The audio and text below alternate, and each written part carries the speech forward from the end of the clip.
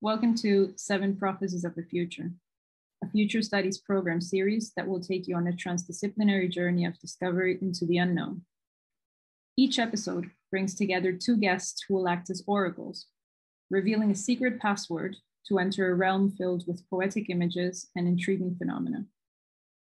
All oracles are part of a wider divinatory speculative endeavor, the Future Studies program.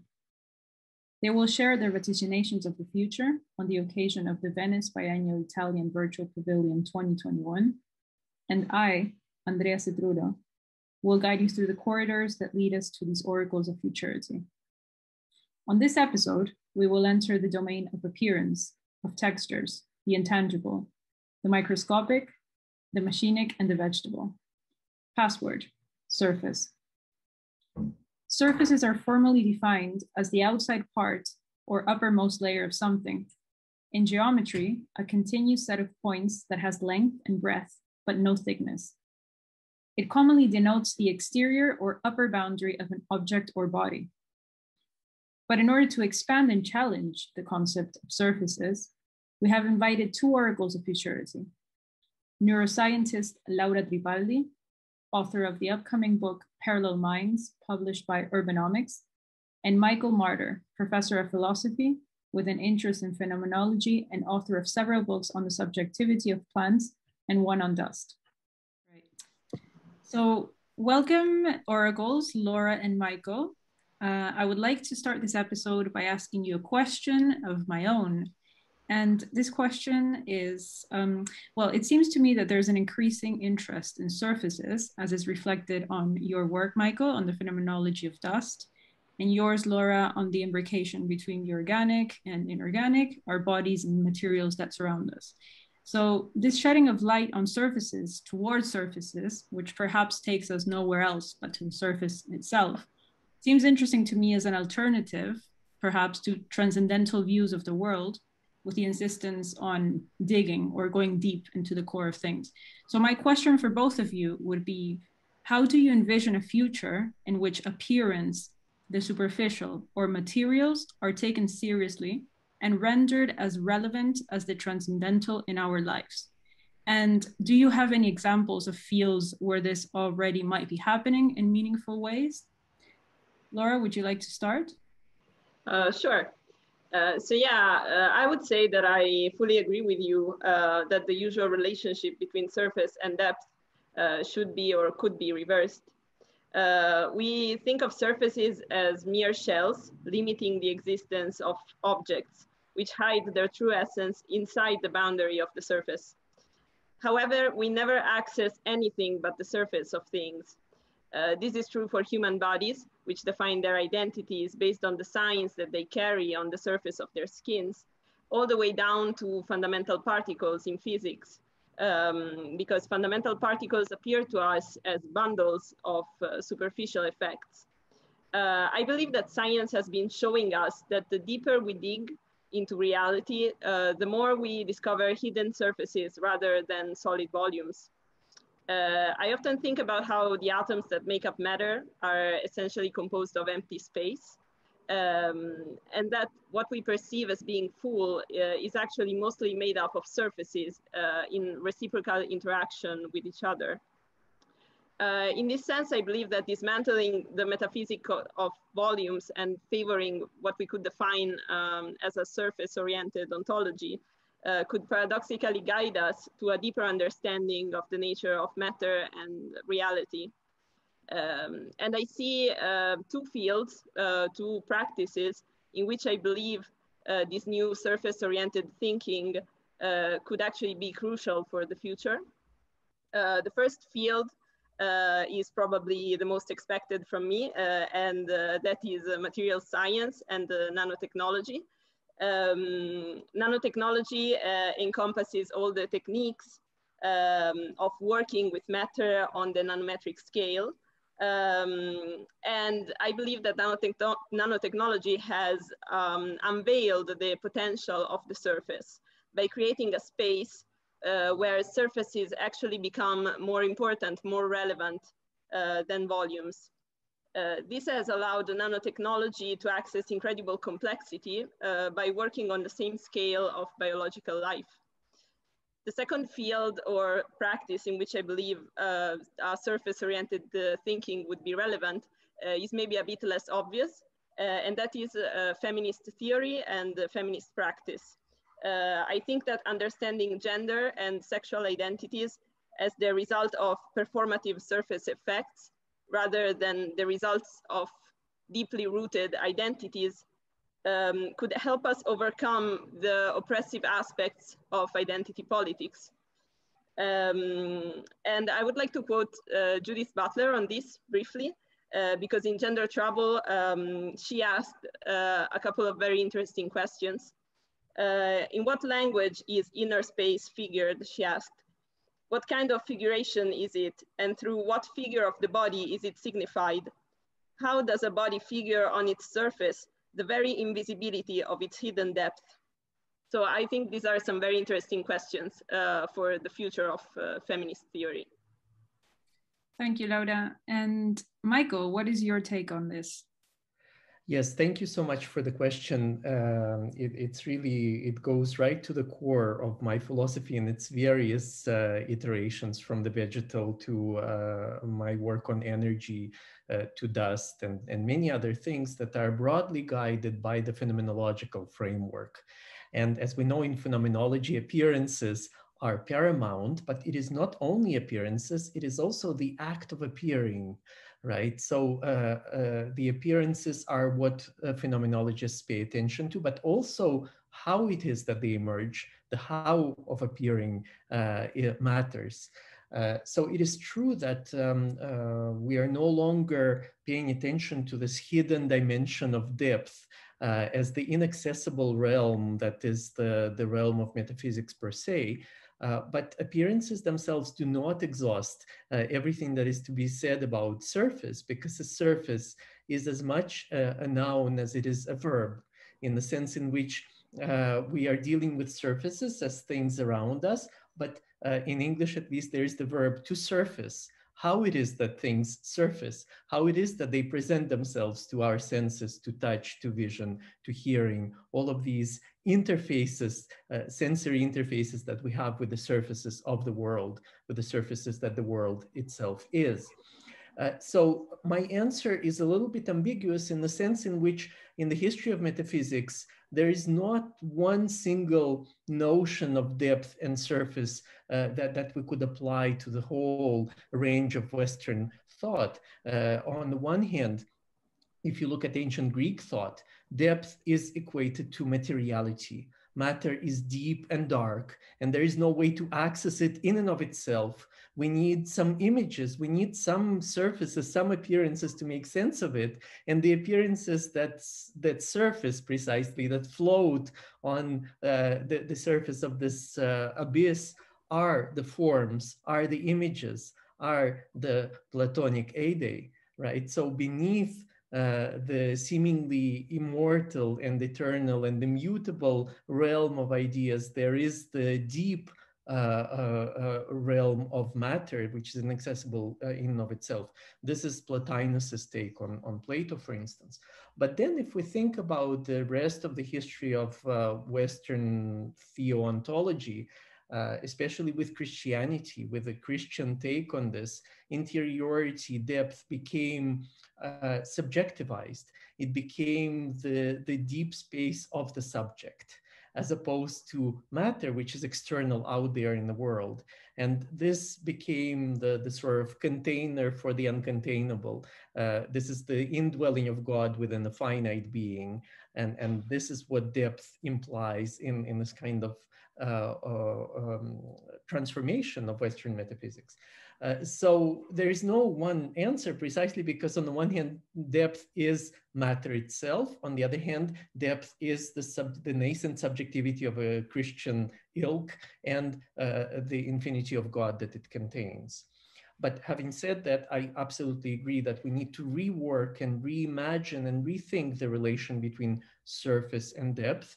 And one field that I think is crucial applied field is the field of energy. This is goes along the lines of the work that I did in my book, Energy Dreams of Actuality. The idea that the contemporary practices of energy production are destructive precisely because they are extractive. The idea is that energy is contained in depth, in the core of the earth, in the subjects who have knowledge which can be extracted from them, in the value that things contain that can also be extracted from them as long as we throw away the material shells of those things. So our practices of energy production are destructive and extractive precisely because we look for energy in the depth of things. And we need to, it seems like we need to break through the surface appearances in order to get to that kernel of energy, the valuable kernel. And so for me, the alternative energy paradigm is not just renewable energies, for instance, but it is the energy of the surface, the energy that freely circulates on the surface and that increases insofar as more surfaces open up to the world, open up to the other. We can find this model of energy in plant life, for instance, photosynthesis and the receptivity of the leaf to the solar energy that gives a plant a big bulk of its own energy. And so this is something we can learn from plants, I think, a much more surface-oriented and superficial approach to energy, allowing it to circulate, receiving it as opposed to wresting it violently from things by way of destroying their surfaces. That's great, Michael. And it actually, speaking of images, this leads us to the expansion of this concept of surface so I would like to do this by inviting you to share a mythic representation or manifestation of this concept. So I think we can start with Michael's image. Yes, and so here we have Rembrandt's painting, Moses Breaking the Tablets of the Law from 1659. But by way of introduction, I would say that every surface is a kind of face, the face that all animate beings and even inanimate objects have. There is, in fact, always more than one face or surface to things, an infinite number perhaps, in the reality boasting 3 or more dimensions. Some surfaces hide others from view by virtue of their very self-presentation, by showing themselves, by handing themselves over to sight and to the other senses, they withhold something. This something is not depth. It is not the deeply buried secret essence of things, but there are other surfaces or faces. In Hebrew, face is said and written in the plural, panim, faces. Each face, each surface is in itself faces, surfaces. So there is no singular form for face. It is in the singular, it is already plural. A little bit like God, one of the words for God, Elohim, which is said also in the plural in this religion that claims to be the first monotheistic faith. The face of God is faces of gods, Pnei Elohim. They are unrepresentable, yet humankind is created in the image of God, that is, in the image of countless surfaces and faces. Unrepresentable not only due to a sacred prohibition, but also, and above all, because the representation of some will conceal others from view. A political problem built into theology and ontology. In the same sense, nothing is really representable, as even the multidimensional vision of cubism shows.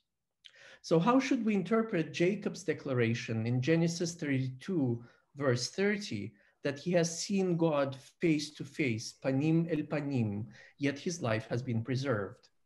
And what is the sense of his brother Esau's exclamation a few verses later? Seeing your face is like seeing the face of God, Pnei Elohim. What is the meaning of God speaking to Moses face to face, panim al panim, as one speaks to a friend in Exodus 33:11, so that afterwards the face of Moses shines? Does it not mean that one has become capacious enough to acknowledge and accept innumerable faces and surfaces in the other, in others, and in oneself, letting these faces and surfaces face out into the world? Does it not imply the flourishing of surfaces that, inexhaustible, are the interfaces between the I and the other? What other law is there than that of the anarchic proliferation of surfaces? In Rembrandt's painting that you have before you, the stony surface of the tablets is dark, the tablets that have the inscription of the law, and it is the face of Moses that irradiates light. Just look at the glare from his face on his left sleeve. I won't say more about this image, but I would urge you to face it and to explore its different semantic surfaces through my very brief reflections on the being surface of surface. Thank you.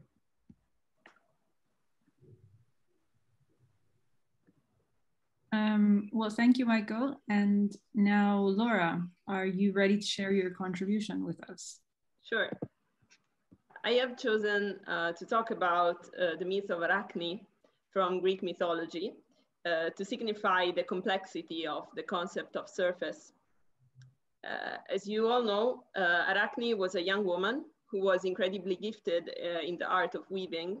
She was so gifted, in fact, that her talent would eventually awaken the anger of goddess Athena, who disguised herself as an old woman and challenged her to a weaving contest. Seeing that Arachne's tapestry was much more intricate and beautiful than hers, Athena was so furious that she tore Arachne's tapestry to pieces. Arachne was so desperate that she decided to hang herself from a tree, but Athena was moved to pity by the poor Arachne and decided to save her life. But as a punishment, nonetheless, she decided to transform Arachne into a spider. Arachne was then transformed into a spider, and she would spend the rest of her life weaving her spider web.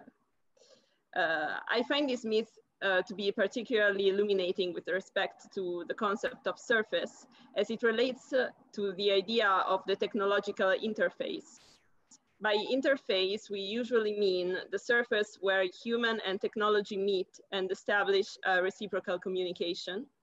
In the case of Arachne, we can see how the fusion of the woman's body and her technological device, the loom, produces a hybrid body, which is neither natural nor technological, neither human nor inhuman. I think the most critical point here is asking ourselves why, in the Greek myth, this outcome is presented to us as a curse.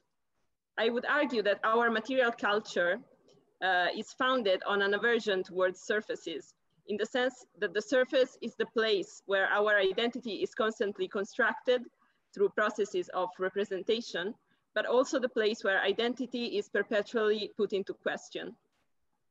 In the context of technology, we are used to think of surfaces as passive and smooth substrates, which we try to make increasingly immaterial and increasingly invisible.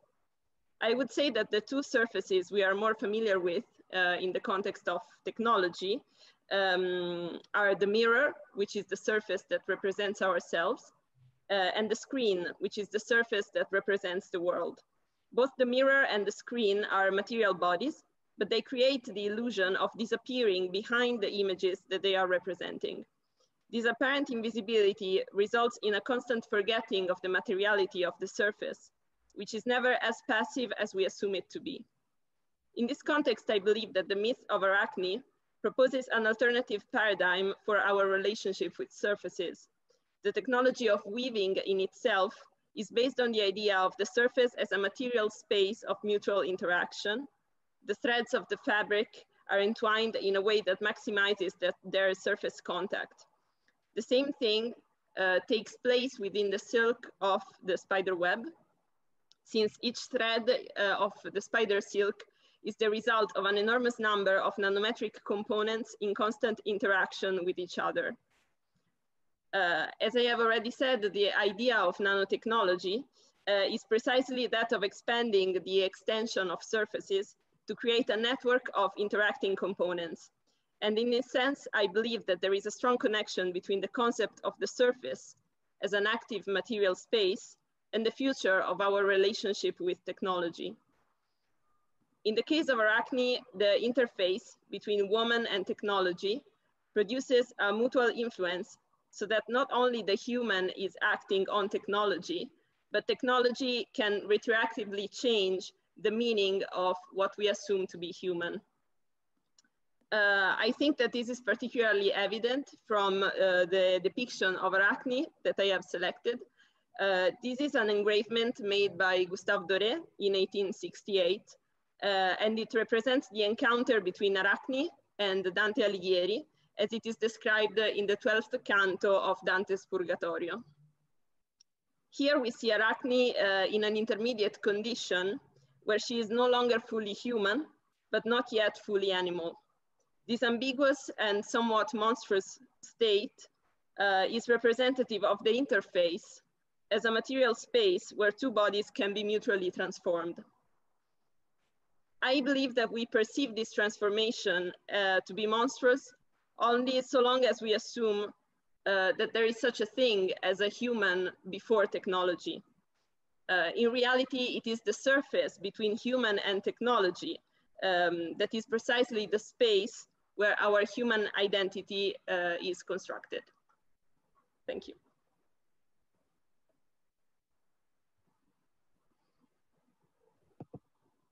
Thank you, Laura.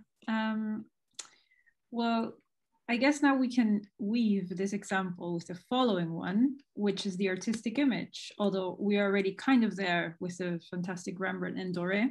But this one intrigues me a lot as my initial question for the session about surfaces and their intrinsic value. I primordially had art in mind and mirrors, now that you mentioned them, Laura, specifically. So maybe, Michael, here's the image that you have brought today. I will bring it. Yes, so this image is from Anaïs Tondeur's Chernobyl herbarium, and it's a specimen of a plant from the exclusion zone of Chernobyl. And I will say a few words about Anaïs Tondeur's artistic practice that resulted in this image as well. Art is the play of surfaces and the interplay of interfaces. It is an activity that allows as many surfaces as possible to emerge in the perceptual and cognitive fields and to encounter, to touch or brush upon really other surfaces, previously unregistered, unthought, unappreciated. When I say play, I'm not diminishing this essentially superficial activity of art. There is perhaps nothing more serious than this play. I would even risk asserting that there is nothing but this play, and that reality itself is impoverished when the play of surfaces is regulated in such a way that only a few are allowed to appear, to brush upon or to touch one another and our senses or minds. In the aesthetic practice of contemporary French artist Anaïs Tondeur, surfaces are paramount. The Chernobyl herbarium, from which this image has been extracted, a series of photograms that were accompanied by textual fragments I composed and published to mark the 30th anniversary of the Chernobyl disaster in 2016, the Chernobyl herbarium then is a case in point of her commitment to surface. Tondeur's technique is based on arranging the irradiated plants from Chernobyl on photosensitive paper, letting them leave a trace, including a trace of radiation, and supplementing these traces with other chemically induced effects. The material support for the artwork meets plants surface to surface, receiving their impressions. This exposure repeats the earlier exposure to radiation from the soil of Chernobyl, laced with radioactive isotopes. Through her art, Tondeur allows the surface of the world to touch, to communicate, to exchange bits of being itself. The repetition of exposure she enacts is breathing with the promise of redemption, without denying the staying power of radiation, without sweeping the problem of an environmental contamination, of an environment really contaminated for millennia to come, under a beautifully embroidered rug of aesthetics. Isn't that what art has always done in different forms, styles, and genres? Has it not permitted a greater contact among the surfaces of the world, unfurling those surfaces that have been barely noticeable, obscure, or altogether non-existent? Has it not brought them to bear on our senses, so that our vision, hearing, taste, and smell, as well as touch itself, would be touched by these surfaces? However conceptual it becomes, the art of the future will be the art of surfaces, of surfacing, letting or making surface. Thank you. So the artwork I have selected actually is a short video by Berlin-based artist Jenna Satela. So I will start it now as I speak. So this video was shot in collaboration with Mikko Gestel. In general, in her artwork, Satela usually explores concepts such as the boundary between the organic and the inorganic, the self-organization of matter, microbial life, and the relationship between matter and language. This particular artwork is structured around the 3 different material elements and conceptual references, which I believe can all support our discussion on the concept of surface in different and interconnected ways. In the video, first of all, we see a metallic structure or sculpture. This is a 3-dimensional reconstruction of the so-called Minakata Mandala, a drawing made by Japanese naturalist Minakata Kumagusu at the end of the 19th century. Minakata was one of the founders of contemporary ecology and believed that all things were interconnected in a kind of network or web. He represented this concept in the form of a diagram or mandala composed of many entangled threads. Minakata's drawing was devoid of any center, signifying that the fabric of reality is essentially decentralized, arising spontaneously from the relations between all things, organic and inorganic, living and non-living. The second element of Satela's artwork appears as some kind of liquid metal, possibly mercury. We see several droplets coalescing together to form a larger structure. This is a reference to the movie Terminator 2, Judgment Day, where we are introduced to an improved model of the first Terminator, T-800. This new model is called the T-1000, and in contrast to his predecessor, it has a completely soft and self-organizing structure, which can continuously change its shape. This improved technological model makes the T-1000 essentially indestructible and invincible. The difference between the 2 Terminator models refers to 2 different paradigms of material culture. On one side, we have the hard assembled, rigid structure of old technology, while on the other hand, we have the self-organizing new materials, which blur the boundaries between living and non-living. Finally, the third element of this artwork is a living organism known as Physarum polycephalum, also commonly known as slime mold. And you can see it here in this slide. Its scientific name, polycephalum, literally means many-headed. Slime mold is a yellowish organism which belongs to the kingdom of Protista.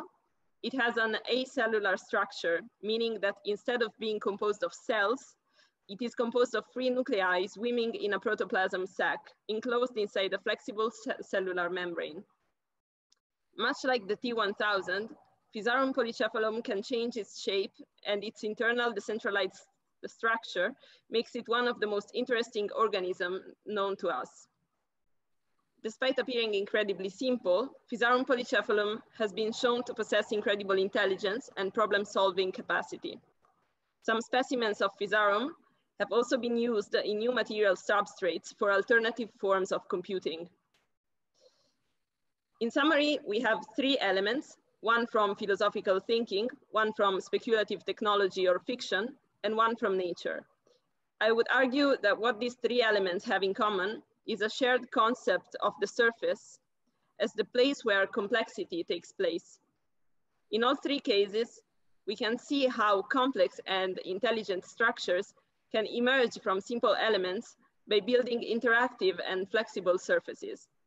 In the Minakata Mandala, the surfaces between the different threads build the foundational network of reality. In the T-1000, the shape-shifting surface overcomes the limitations of traditional technology by self-organizing and adapting to the environment. In Physarum polycephalum, the smart sensing membrane is an intelligent interface which does not simply protect or isolate the organism from its environment, but defines its behavior within the outside world. Yeah, our last example on surfaces will be centered around an emergent phenomenon of your choice that you have devised and that has caught your attention. So Laura, yes, maybe you can start with your own example, please.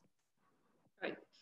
So as an emergent phenomenon, I have selected the phenomenon of so-called electronic skin or e-skin. I think this is one of the most interesting fields of technology today, and that is the field of wearable technology.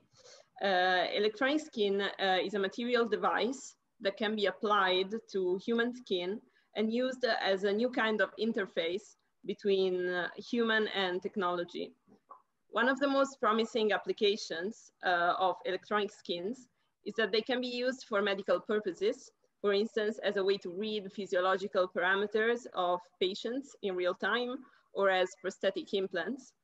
But they also hold the possibility to change the way we are used to interact with digital technology by constructing a continuous interface between our skin and our electronic devices, so that we can control them by directly moving our bodies. The sense of touch is one of the most complex senses we possess, but possibly it is also the most overlooked. Our culture, our metaphysics, our epistemology are dominated by metaphors of vision, and this shapes the way we approach technology. A lot of effort has been put into creating technologies of vision and simulating our human sense of sight in robots and artificial organisms, but engineering a robot that can feel the world with its own skin would introduce a radical shift in our approach to robotics. Electronic skins could allow us to create robots that feel their surroundings just like we humans do, or even in a radically different and alien way. I believe that e-skin can help us access at least 3 different meanings or layers of the concept of surface. At the most material level, the e-skin is usually produced by nanotechnology, meaning that the interactive material structure of these devices is made possible by embedding a multitude of tiny nanometric elements within a flexible matrix. These elements can self-organize and become functional as a result of decentralized surface interactions, thus highlighting the crucial importance of surfaces in processes of self-organization. As opposed to vertically assembled hierarchical models of technology, nanotechnology focuses on bottom-up assembly, revealing the intelligence and agency of non-living matter and technological objects. Secondly, the e-skin is a new model for the interface between human and technology, as opposed to the model of the screen that I have mentioned earlier.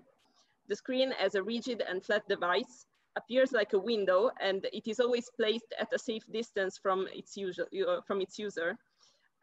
And as a result, our interaction with technological devices is structured around our eyes and our hands, while the rest of our bodies is entirely excluded from the interface.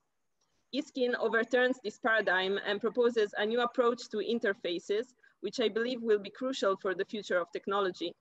By extending the human-technology interface to the whole surface of our bodies, e-skin brings technology in much closer proximity to us. I believe that this unveils the deep interconnection and mutual transformation between ourselves and our technological devices, and shows that the interface truly is a material and productive space. Thirdly, electronic skin allows us to reflect on the surface as the space where matter is transmuted into information, and information can retroactively influence material structures. By acting as a material space where information on our bodies can be gathered and stored, e-skin reveals both the promises and the dangers of virtualization and technological disembodiment. The surface, being the boundary of the body, is the place where our bodies stop being simple material entities and acquire their linguistic and social meanings.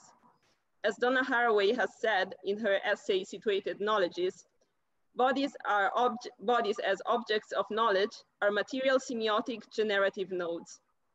Their boundaries materialize in social interaction. Boundaries are drawn by mapping practices. Objects do not pre-exist as such. Objects are boundary projects, but boundaries shift from within. Boundaries are very tricky. What boundaries provisionally contain remains generative, productive of meanings and bodies. Citing boundaries is a risky practice. The surface being the space where meaning is constructed blurs the boundary between political and technological action. And this is the reason why I believe that speculating on the concept of surface is truly necessary as we step into the future.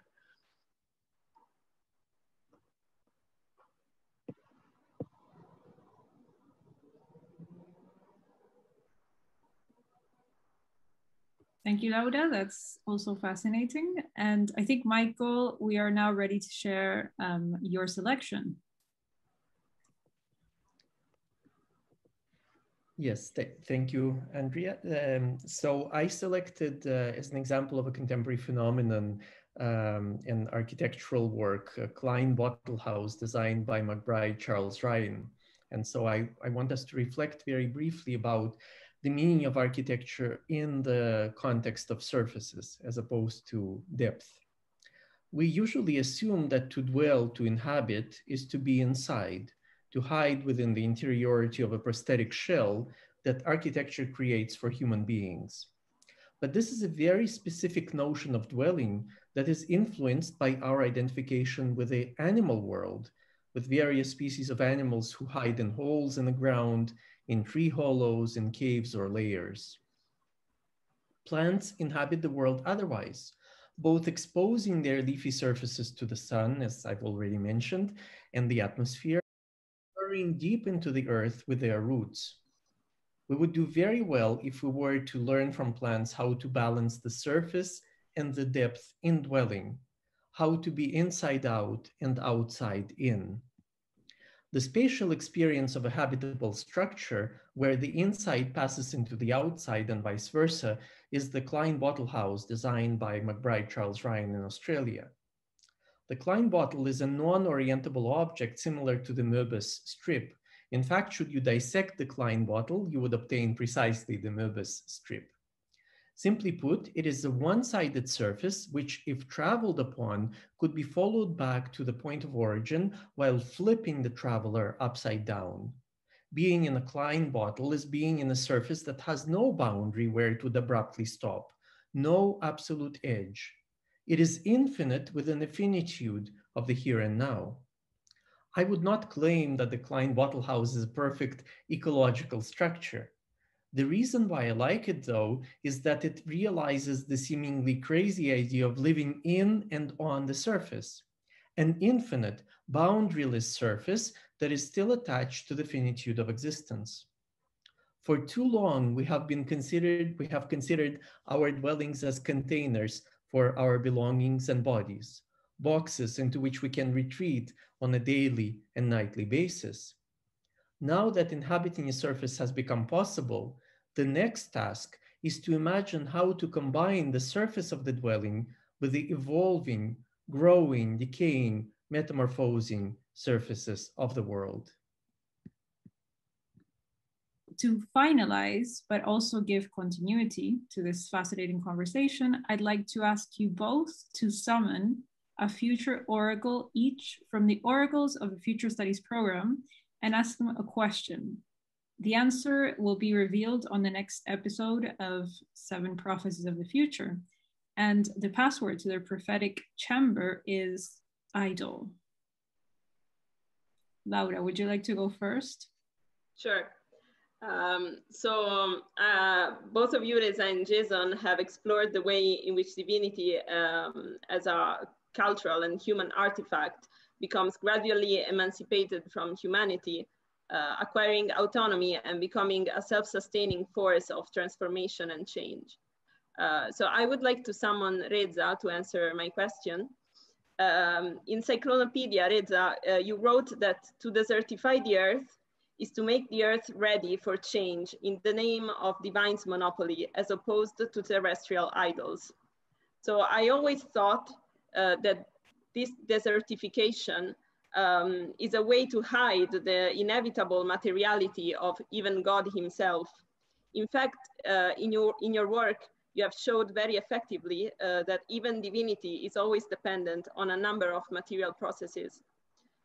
Would you say that the monotheistic God is inherently different from all terrestrial idols, or is it just an idol whose material vessel is always hidden?